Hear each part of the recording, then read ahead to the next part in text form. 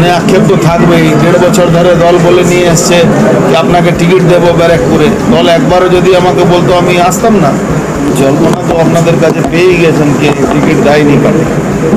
আমি ব্যারাকপুরকে চুজ করেছিলাম, ব্যারাকপুরে লড়বো, ব্যারাকপুরে বাইরে লড়বো না। দীর্ঘ টাল বাহানা করে আলটিমেটলি ব্যারাকপুরে টিকিট দেওয়া হলো না। তো এটার আমার কোনো দুঃখ নেই, it's a part of life. দুঃখ শুধু এটাই, এই পার্টি আগে বলে দিত আমি দেবো না। হ্যাঁ, দলের দায়িত্ব আমি কেন নেব? 1.5 বছর ধরে দলের দায়িত্ব কোনো ছিলাম না, শুধু এমপি ছিলাম। আর তারপরে এমপি আমাকে বলা হয়েছিল ব্যারাকপুরে টিকিট দেওয়া হবে, যে দলে নিয়ে এসেছিল সেই বলেছিল।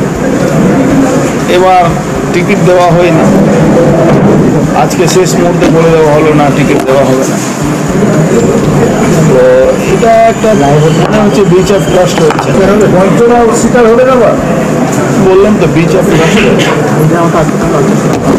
কর্মীরা অনেকে আশাহত হয়ে পড়েছে আমনাগাতে দত্তপুকুরে বিক্ষোভ দেখাচ্ছে কর্মীরা আপনাকে টিকিট না দেওয়ার। দেখুন, যারা আমাকে ভালোবাসবে সবসময় ভালোবাসবে। আমি কোনো সিজনাল ফল নই, মানে সিজনাল কোনো ফ্রুট নেই। আমি 12 মাসের ফ্রুট। আমি সবসময় রাজনীতিতে থাকি, মানুষের সঙ্গে থাকি। সিজনাল বলে আমার কিছু নেই। আমি 24 ঘন্টা into 7 মানুষের ভালোবাসা থাকে।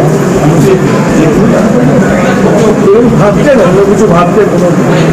ভাবলে আপনাকে বলবো, ভাবার কোনো ব্যাপার নেই এখন পর্যন্ত।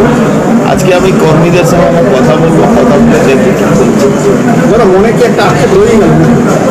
মনে আক্ষেপ তো থাকবেই। 1.5 বছর ধরে দল বলে নিয়ে এসছে যে আপনাকে টিকিট দেবো ব্যারাকপুরে। দল একবারও যদি আমাকে বলতো আমি আসতাম না।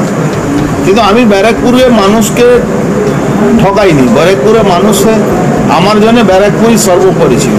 আমাকে বারবার অন্য টোপ দেওয়া হচ্ছিল, এখানে চলে যান, ওখানে চলে যান। আমি ব্যারাকপুর ছেড়ে যাব না তো। আমি তো এখানে জন্মেছি, এখানে মরবো। আমি ব্যারাকপুরে বাইরে যাবো কেন?